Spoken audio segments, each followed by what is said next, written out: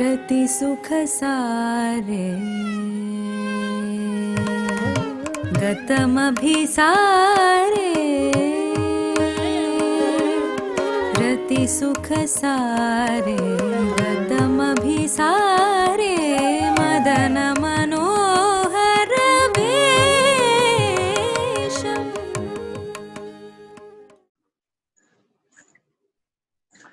Namaskaram.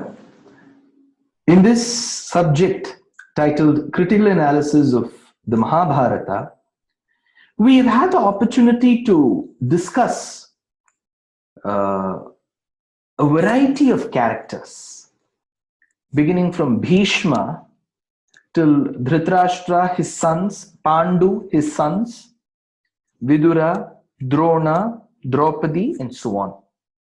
But there are three women, I would call them a cluster.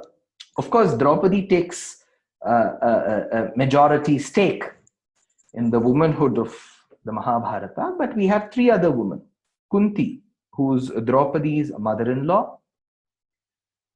Then we have Subhadra, who is Draupadi's co-wife. And Uttara, who's Subhadra's daughter-in-law. These three women, important roles, but they don't take a large portion of this Mahabharata. Let's take Kunti, for example. We know that she was born along with Vasudeva.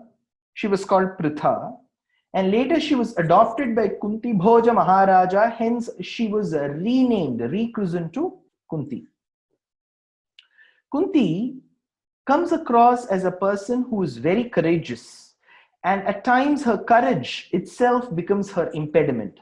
The biggest casualty of her not so well thought courage or courageous act was the process or the incident of giving birth to Karna. Karna was a casualty because why? She had received the mantra from a rishi for the services that she had rendered so selflessly. She could have just parked the mantra aside. But she wanted to test the rishi's boon, the mantra. So she invoked Surya Deva, and as a result, she got pregnant and then she delivered Karna. Now, we know what happened to Karna. Because of this kind of a birth where he did not know his own parents, he had to become the adopted child to the charioteer. He was rebuked for having been born into that class. He then had to forcefully join Duryodhana, despite knowing that it was not dharma that stood on Duryodhana's side. Later, he got into the action or the act of taking revenge on Draupadi. So he called Draupadi, who was in turn his very own brother's wife, names. So Karna becomes a casualty because of Kunti's act. Of course, we come across Kunti as a very courageous mother too, because she had to bring up the children of hers, who's Yudhishthira, Bhima, Arjuna. Then she had to bring up the two sons of Madri, who was also dead, along with her husband Pandu. It was not an easy journey for Kunti.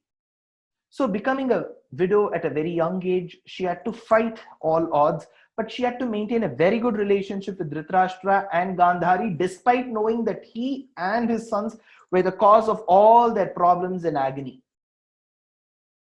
We also come across Kunti as a person who was afraid of taking new steps which were never taken in the past. For example, when she said share, when Arjuna brought Draupadi, later she spots that it is Draupadi, not some material. So she cautions them that you cannot keep marrying the same woman 5 times until Krishna intervenes and says that there are precedents, there is no harm. So this is on one side. The other side is Kunti. She also comes across as a person who was very cautious about sharing her knowledge. When the mantra that she knew was blessed upon her, that she could invoke a devata, then she could get pregnant and thereby deliver children. And when Pandu, on behalf of his wife Madri, came seeking Kunti's help, Kunti said, I will teach her, but on condition that she uses only once. Because she was worried that if she uses more than once, she will also have many children, probably equal to her, which is 3 or more than her. So she was worried about that. So Kunti overall comes across as a very courageous mother. She fed a lot of good qualities in her children, but she also has her own weak positions in Mahabharata. Next is Subhadra. Subhadra is the sister to Krishna, who was first thought to be marrying Duryodhana by Balarama. Balarama, also her brother, wanted to get her married to Duryodhana. Realizing this, because Krishna's son Shambha was already married to Duryodhana, so more marriages will only make Krishna and Balarama indebted to them. So Krishna had a plot. So what he did was he asked Arjuna to come at the end of his Tirtha Yatra to Gujarat. That's where they were staying, and he wooed on Subhadra. And he asked Subhadra to drive the chariot to give an impression that Subhadra was abducting Arjuna and not the vice versa. So Subhadra initially was not accepted by Draupadi, but later she was dressed like a Vrajastri whom Krishna had great affection for, and because Krishna had great affection for, Draupadi too had, and that's how Draupadi and Subhadra became friends. The last character, who's Uttara, of course, she comes at the very end, because after the Vanavasam, in the 1 year of incognito, Ajñātavasam, where they reach Matsya Desha under Virata, that's when she was taught the dance form by Arjuna. But Arjuna was in the state of Brihannala, a eunuch. So when the king realizes that his daughter has been learning dance under the very great Arjuna, he says, why don't you marry her? That's when Arjuna says, this isn't right. She is my student. A teacher cannot marry the student. So in turn, I will ask her to get married to my son Abhimanyu. So Uttara was married to Abhimanyu. They led a happy life, but that was very short-lived. That's when she became a widow in the due course of Mahabharata Yuddham, because on the day of Chakravyuham, Abhimanyu was slaughtered. He was killed. So Uttara was pregnant then. Realizing this pregnancy, Ashwathama, in his inability to kill the Pandavas, wanted to kill the fetus. So he lodged an astram. Draunasya viplushtam idam madangam santana bijam kuru pandavanam jugopa kukshim gatyata chakraha matuschameya sharanam gatayaha. That is when Uttara, the one who's carrying that fetus, her mother-in-law Subhadra, her co-wife Draupadi, and their mother-in-law called Kunti, all 4 women seek Krishna's intervention. They all say, Krishna Krishna Mahabaho Paramatma Sanatanaha, please come, we surrender to you unconditionally. That is when Krishna comes and protects. We have this instance in Mahabharatam as well as Bhagavatam, Srimad Bhagavata Mahapurana, where Krishna takes Angushtamatra Purusha, size of a little finger or a thumb, and then gets inside through her navel and goes around the amniotic sac protecting the child. The child kept looking this way and that way. Since he looked around, Ikshate is to see, Pari is around, Pari Ikshate Parikshit. That time, most of our acharyas have commented that she was called Uttara for a reason. Uttara means the one who is in an elevated state, a superior state. Why is she superior? She's just like any other woman. She's also been carrying like any other woman.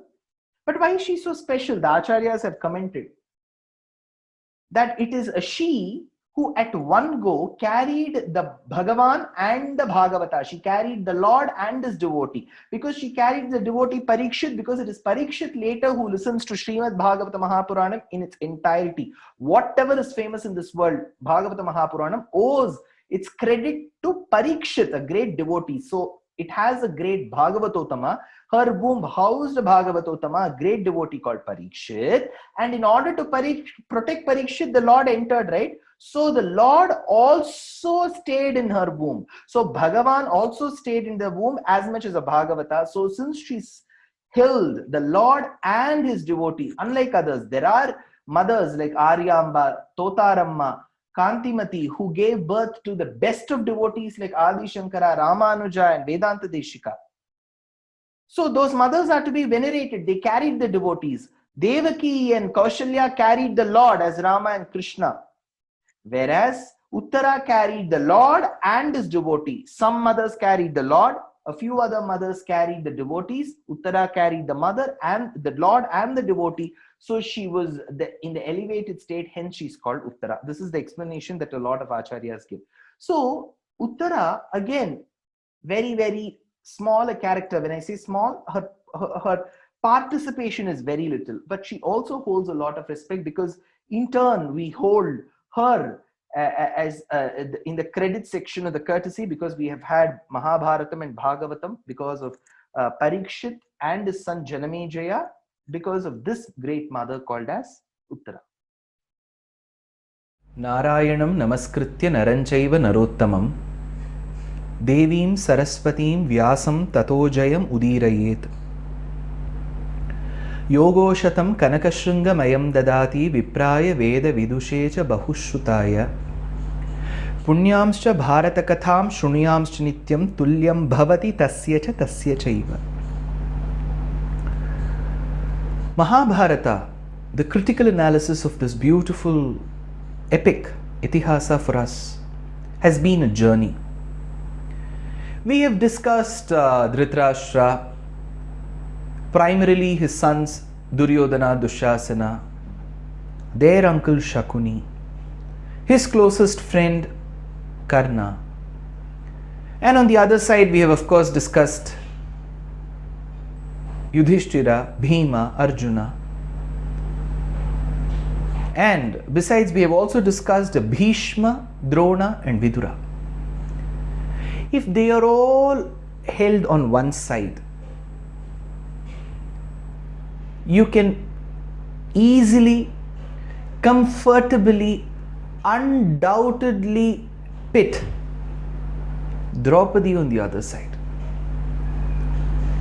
If it was not Draupadi, if it was not for Draupadi, if there is no Draupadi, there is no Mahabharata at all. Right from her birth and her continued living, her journey has been very, very eventful. When I say eventful, it could be a mix of melancholy and mirth, but it has been very eventful. And when we analyze, we can even use the word colorful. How was her birth? Drona and Drupada, as we know, in their childhood they were friends and later they became enemies. They disliked each other. The dislike for Drona in the mind and the heart of Drupada was so much so that he wanted a son who could vanquish Drona in a war. With this intent in mind, he, along with his wife and retinue, marched to Yaja and Upayaja. They were brothers, they were rishis of immense prowess. Upayaja was very powerful, but he refused to perform any yaga to secure a son, to obtain a son for Drupada, because the intent was, I should have a son who will be able to vanquish Drona. The intent itself is so wrong, it begins with such violence. Upayaja disagreed, whereas Yaja agreed. As the yajna was performed, it is said in Mahabharata, arose a yajna purusha. And that yajna purusha was none but Dhrishtadyumna. Dhrishtadyumna arose from the yajna with kavacham, with kundalam, with the sword, a ready-made prince. He didn't have to have a child, change the pamper, send him to school, check what grades he has got, then send him to high school, then put him into an undergrad education, then graduation, then post-graduation. Nothing of this. He had a ready-made son. This is where it should have stopped, right? But after Dhrishtadyumna arose from the fires of the yajna arose a beautiful lady. Kumari chapi panchali vedamidhyat samuthita subhaga darshaniyangi swasita yatalochana shyama padmapala sakshi neelakunjita murdhaja tamratunga nakhi subhruscha rupina payodhara. There arose a beautiful lady with the complexion of a Neelotpala Pushpa, which was interspersed with the dark hue of the collyrium, the anjanam which is applied to the eyes. She was pitch dark. She was very young. Every part of hers was picture perfect. Her braid, her long hair, curly in nature, was shining and came with a lot of fragrance. Tamratunga nakhi subhrus charupina payodhara Krishnetye abruvan Krishnam Krishna bhut sahi varnataha. What was the name given to her? Yes, she has come. The one who came, he became the son. The one who came now should become the daughter. She needs a name. He was given Drishtadhyumna, the name. What name to her? Krishna bhut sahi varnataha. Since she was dark, that dark hue is called Krishna, so she was called Krishna. So this is one epic in this world where the protagonists, the male and the female, the male protagonist and the female protagonist, they don't enjoy the relationship of being lovers, later husband and wife. In Rāmāyana, Rama and Sita, husband and wife. You take up any such work, there will always be the hero and the heroine. But here, the male protagonist is, of course, Krishna, the son of Vasudeva, the cousin to the Pandavas, the husband to Rukmini, Satyabhama, Jambavati, Mitravinda, the father of Pradyumna. So that is the male protagonist, Krishna. And who is the female protagonist? It's Krishna, which is Draupadi. What is the relationship that they had? The best of friends. Even friendship, the word friendship is an understatement. It was beyond that. Atma Samasakha. They could sense each other's pain. So she was called Krishna. Incidentally, she was called Draupadi because she was a daughter of Drupada. She was called Panchali because she belonged to the province of Panchala Desha. Yajnaseni, Panchali, Draupadi, but many places she is addressed as Krishna. Draupadi, who's Krishna, was very pretty. There are 2 or 3 shlokas that I would like to take up to explain how beautiful she was. This comes in a work called Bhārata Champu. It's by a poet called Ananta Kavi. He says, Sakalamapi vapu vibhushya tanvyaha sapadi sakhi vipulekshanambujapi chirataramanavekshya madhya desham karadhrita kanchana kanchireva tasthau. It seems that there were a lot of women who were dedicated to dressing up, adorning Draupadi. So while Draupadi was given so many ornaments to adorn herself with, so one ornament after the other they started adorning her with. And when it came to the ornament of the girdle, which is called Kanchi, Mekhala, which is that which is put in the middle of, it is put at the hip portion. While that was to be fit, suddenly the hairdressers and her decorators found the hip missing. The poet says they found the hip missing.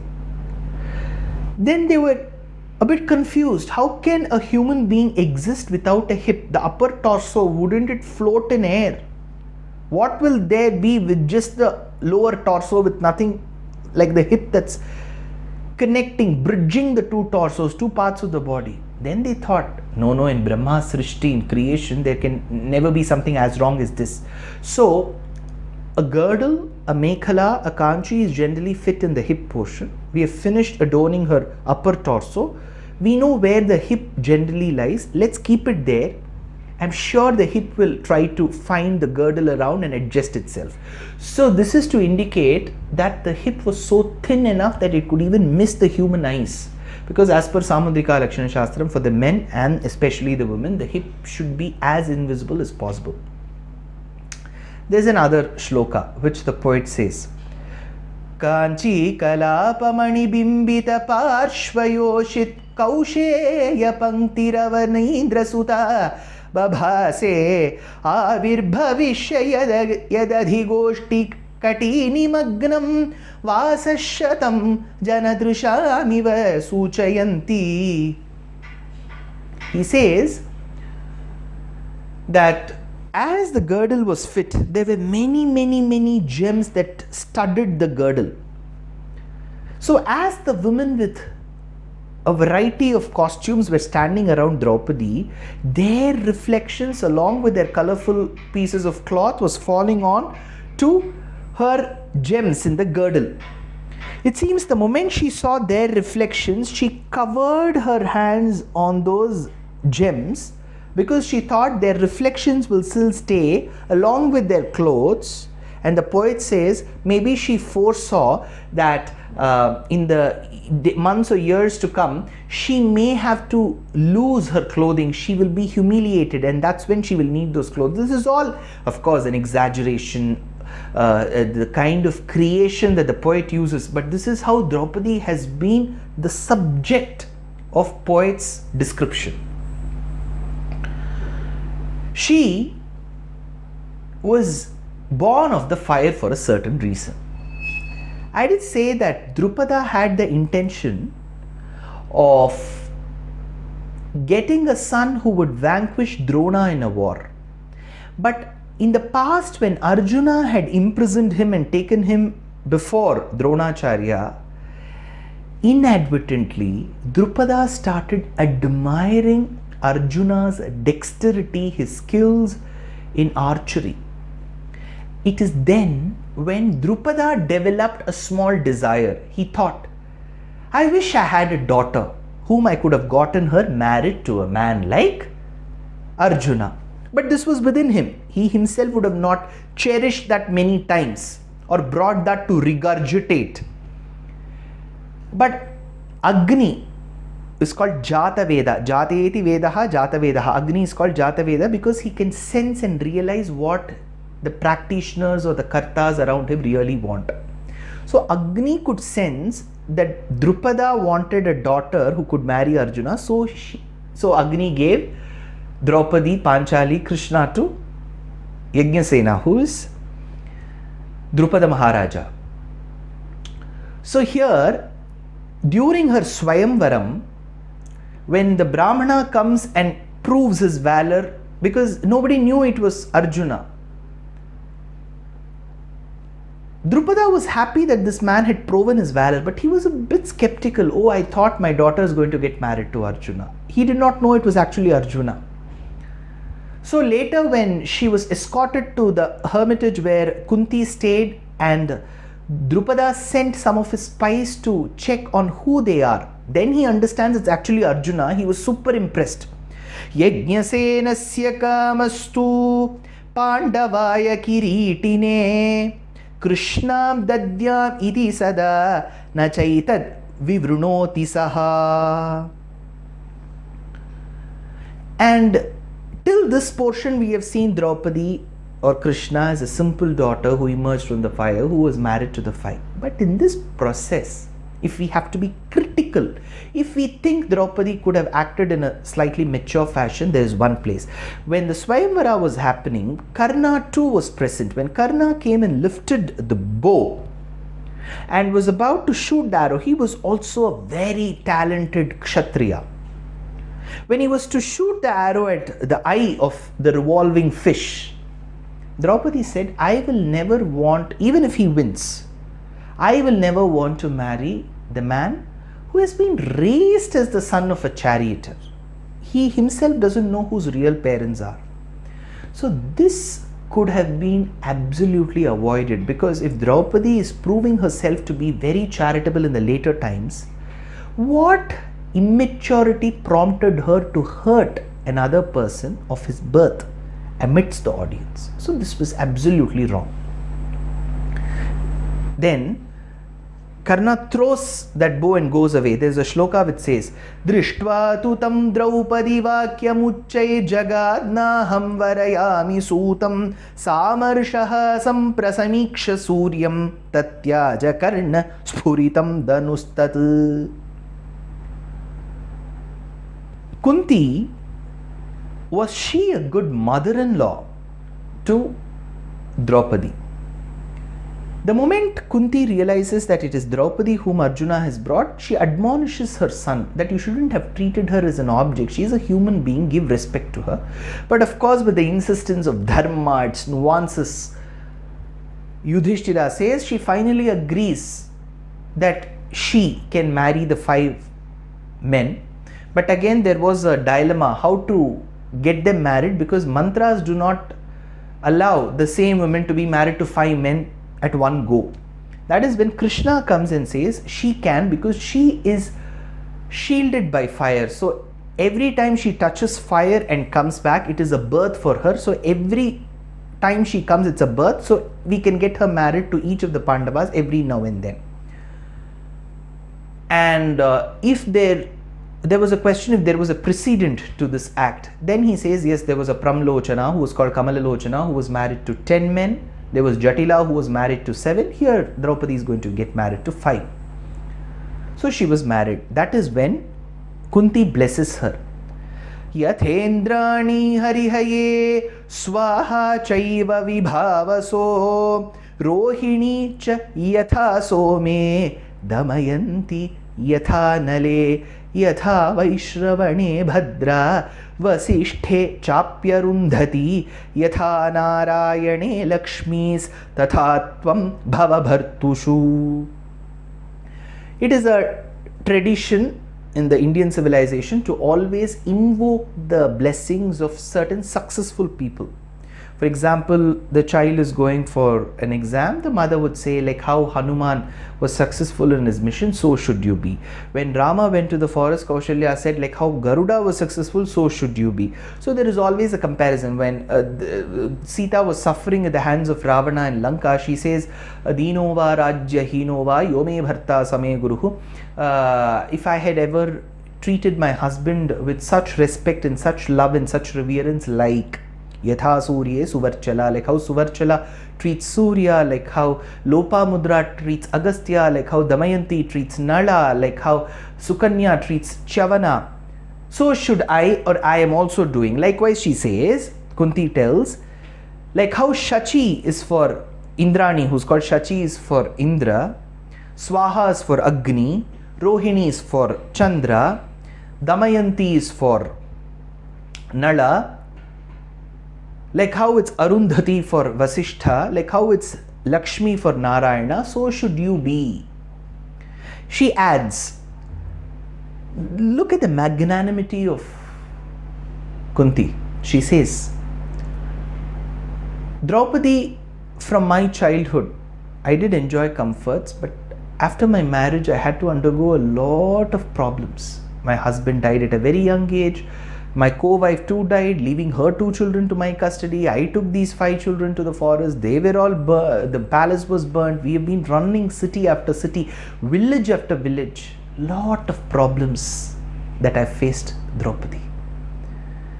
You're falling at my feet. You're respecting me just like your mother. But I do not know what blessings to give you. But one thing that I can surely pray, Draupadi. Whatever problems I have faced in my life, none of it you should face. See, look at the magnanimity with which the Indian civilization has evolved. I don't know whether we have evolved for the better now.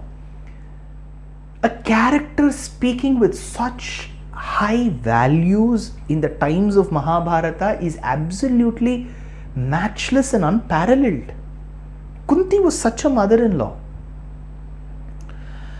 Now, if we look at Draupadi from the eyes of we, the reader and listener, we see during the Rajasuya Yajna, we see the role of Draupadi. There is a misconception here that Krishna came for the Yajna and Bhishma said that when Krishna is there, he should be given the first respect, and while Sahadeva started doing the respects, Shishupala opposed. Then Krishna waited for an opportunity to kill him when he heard all the 100 accusations. The disgust that always accompanies him, Sudarshana, went off and chopped off his head. This is what we understand. See, we need to also understand that the chakra went back to Krishna. Simple act. But it's been for a very long time told that Krishna's finger got cut by the chakra. So with blood coming, nobody came to offer help to Krishna. Draupadi tore a piece of her sari and tied. At the superficial level, it seems good.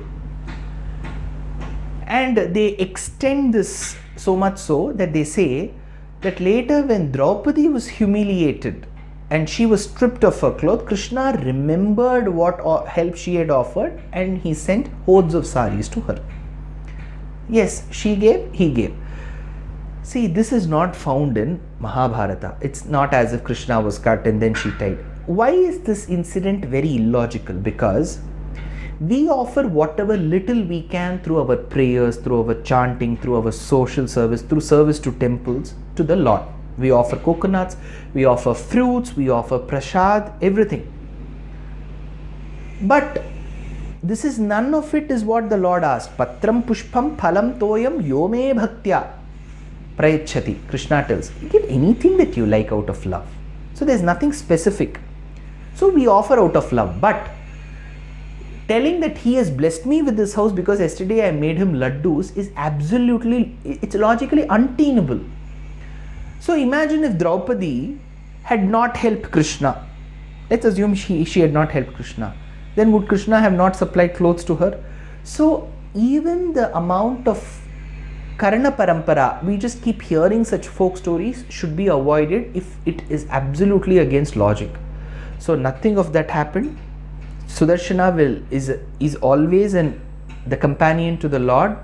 So that will never do any harm to the Lord, and even if it does, Draupadi does, because Draupadi gave sari, Krishna gave sari, doesn't go well.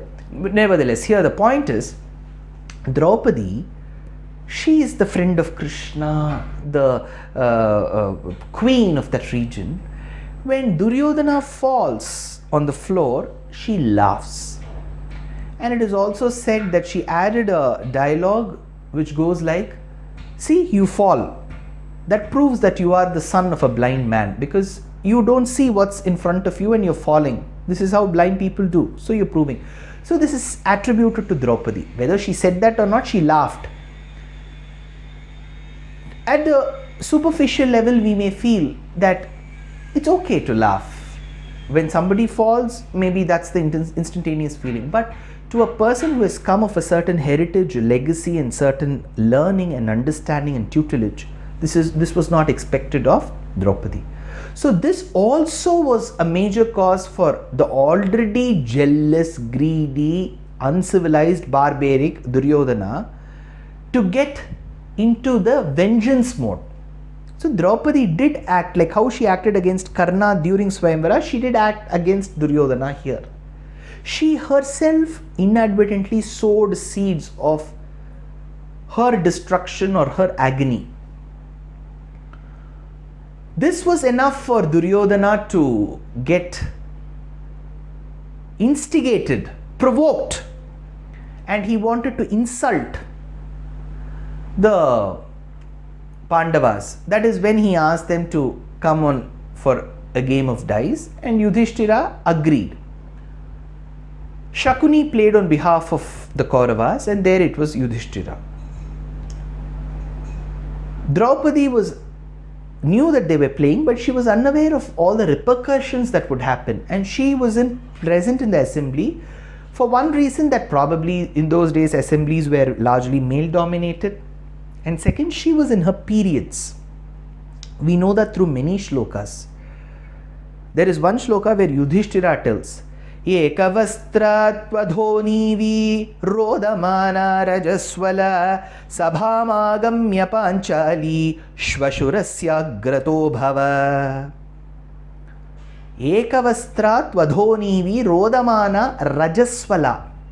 So she has been menstruating, because of which there is blood, menstrual blood. So in those days when we didn't have, or probably for a reason or without a reason, we didn't have the pad concept, sanitary pad concept for women, they were left to the privacy and they were left in a room where they could feel free, because they have a lot of pain during that period, and to give them that privacy, that was the norm. Sabhamagamya panchali. So Yudhishthira, what he did was he started pawning one object after the other. As he started pawning, he kept losing them. Of course, it was Shakuni on the other side. He wouldn't let go of any opportunity. At one point in time, he started pawning his brothers. He started taking his brothers. So as he kept losing them one after the other, finally it was his turn. He had to put his name, fame and his own very self to the stake, and he lost himself. That is when the game was to be declared over. That is when Duryodhana, Dushyasana, Karna and Shakuni say, no, it is not over. See, remember, Karna was hand in glove for all this. So to say that he was generous, generosity is not only with materials, it's with the thoughts. If he had thought Draupadi had insulted him, he could have fought against the Pandavas in a different way. To take on a woman during her periods, that isn't absolute manhood.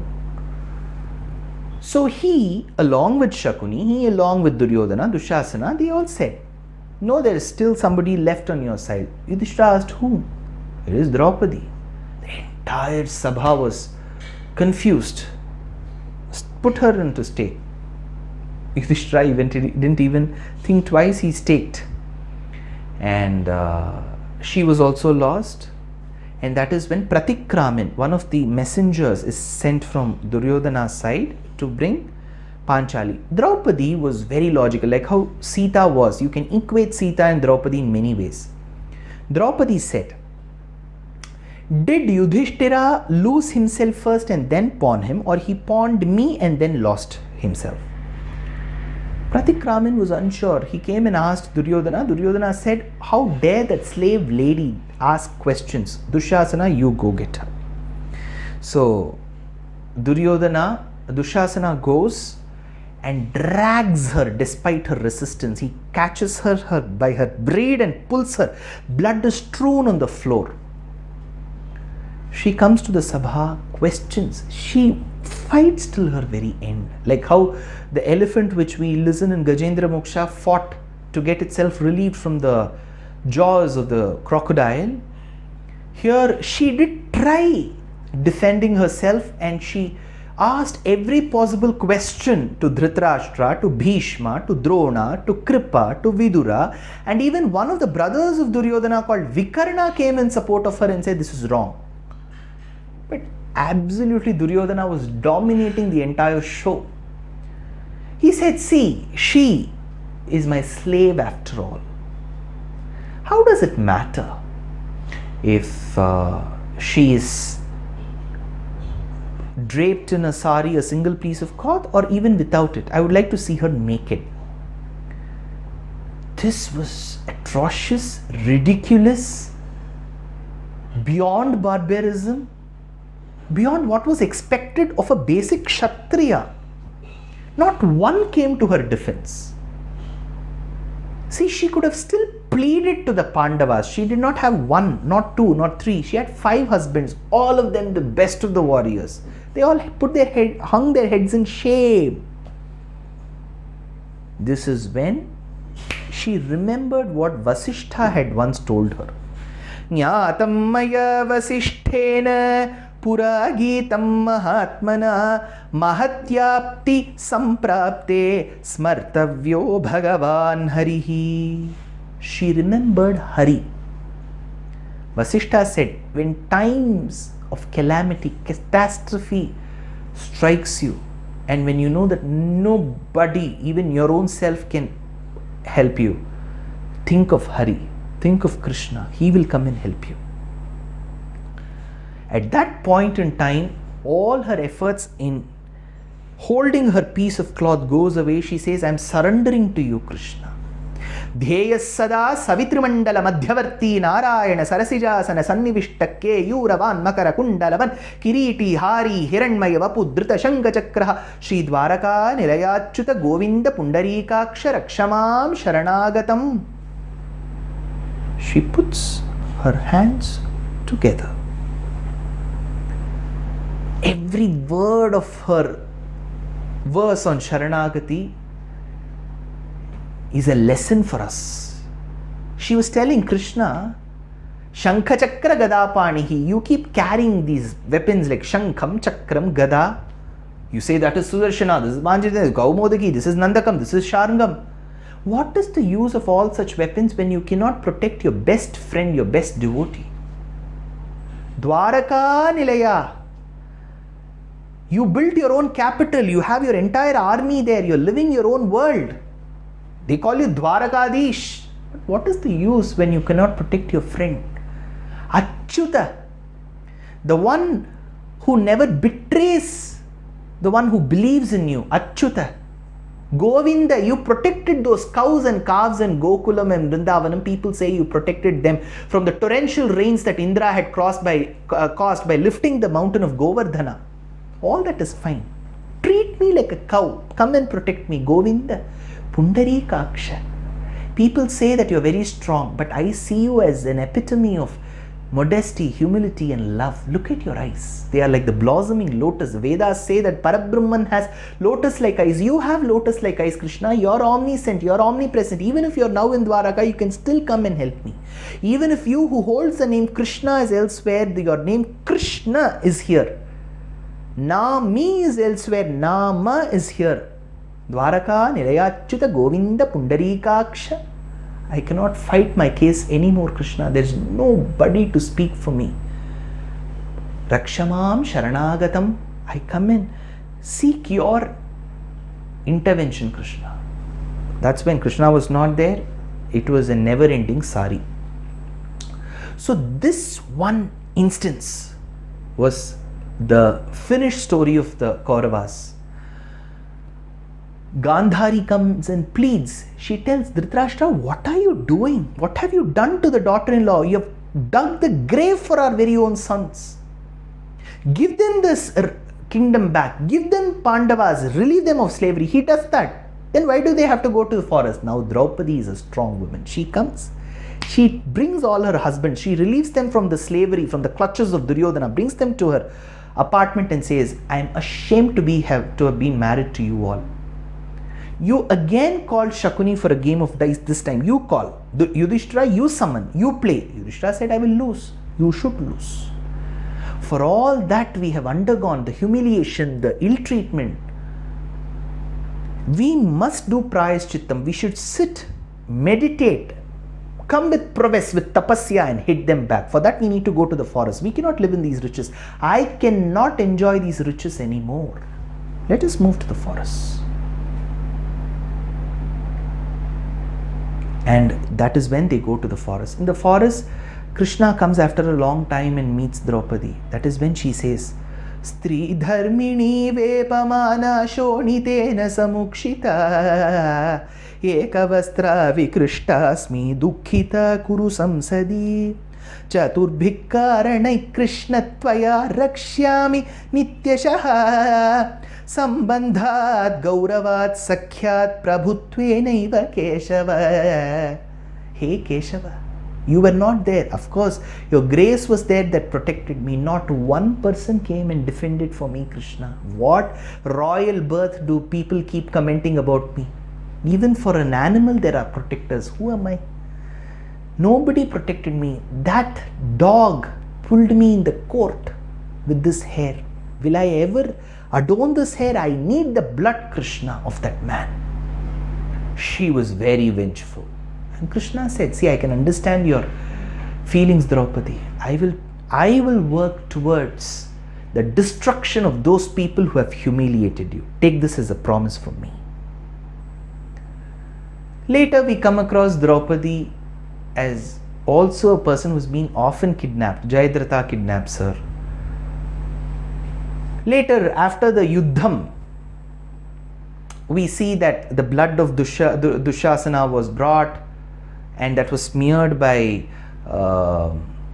Bhima on her hair. There is a beautiful work called Veni Samharam. It's a drama.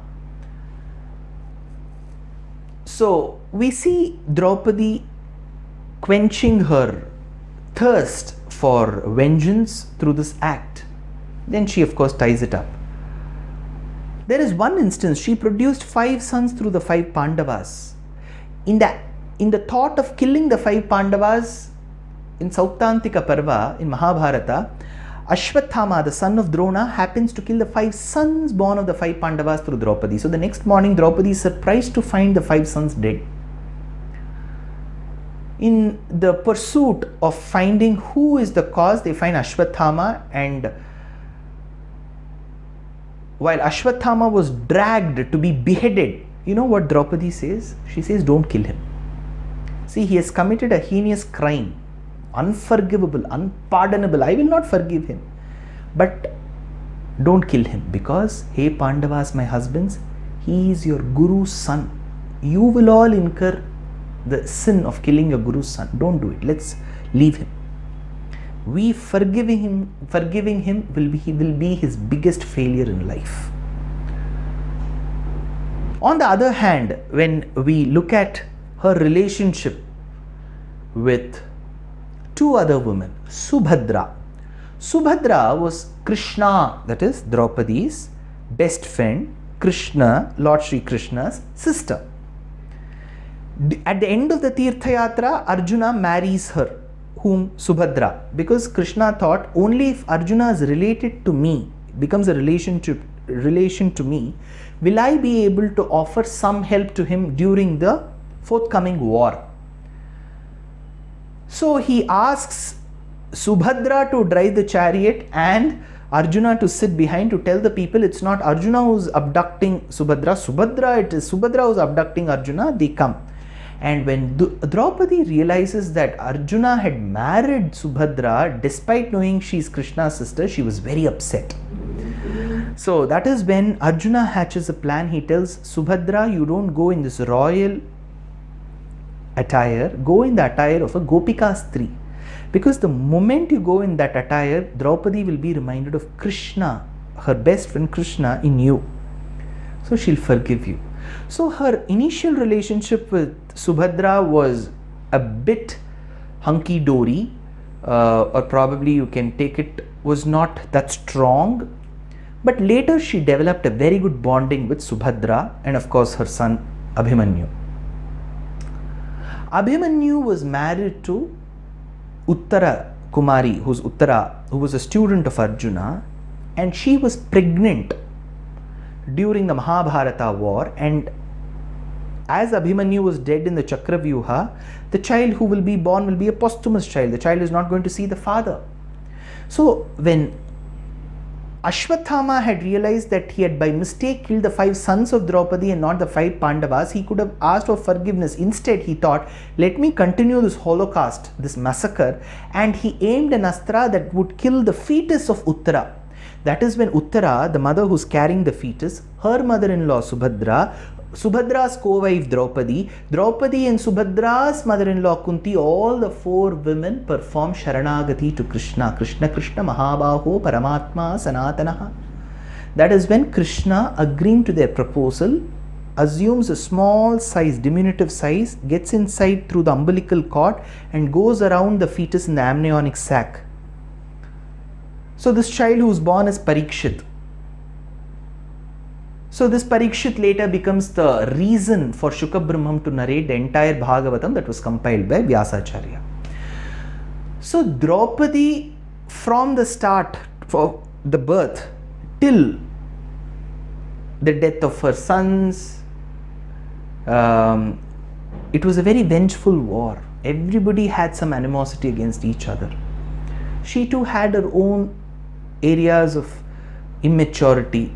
She too had a lot of humiliation that she had to face. In whichever case, Draupadi stood very strong, more than what a woman of these days could even imagine. She withstood all the calamity that fell on her head. She is a woman who needs to be revered, respected, and she's worshipped in some parts of the country as well. Without Draupadi, there is no Mahabharata. Without Mahabharata, Indian civilization will be absolutely incomplete. So if there is one work besides Rāmāyana which we can confidently state adds a lot of color, adds a lot of value to our philosophy, our theology, our very continuing tradition, culture, it is Mahābhārata. And if there is one character who can carry the entire Mahābhārata on his or her shoulders, undoubtedly more than even Krishna, Lord Krishna, it is Draupadi. So let's pay our respects, our love and regards to this great lady called Draupadi.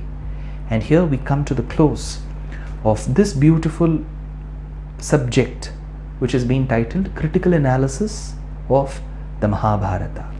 Namaskaram.